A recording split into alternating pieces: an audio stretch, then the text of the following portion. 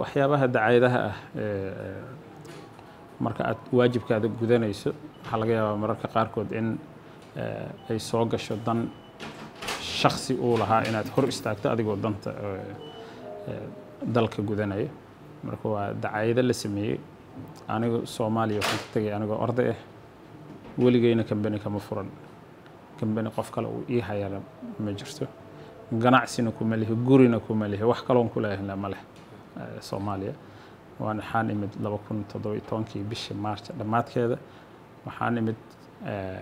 maalintii la dhaarinayay ama maalintii ka horreysay midkood baan imid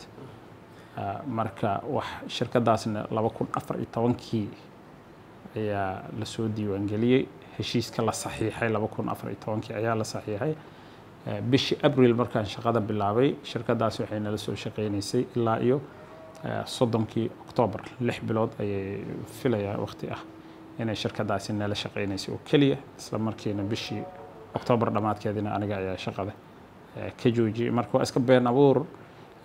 dad dana leh ama dawladda mucaaradku ah ama aniga si shakhsi ah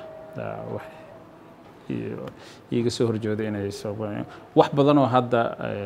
runtii dhib ah iyo culeys oo igu haysana arintaas ma jiro waxaan ogahay marka qofku uu waajibaadkiisa qaran gudanayo dano company iyo shakhsiyaad ayuu ka hor imaanayaa isagoo oo danta dadweynaha eegayo marka dacaayado iyo wax ka badanba dacaayad waa wax yar dilal iyo dacaayadaba waan rajaynaynaa marka waa wax caadi ah oo runtii waxaan jaxin jirtayna ma shirkadana waa shirkadii casriyeysay laysanada iyo taargooyinka intaba shaqo fiican soo qabatay shaqo fiican haysay maadaama shaqadaasi ay dawladda qaban karto ayaan dawladda ugu soo wareejinay si aan ugu gudubno deyn dhaafka wadanka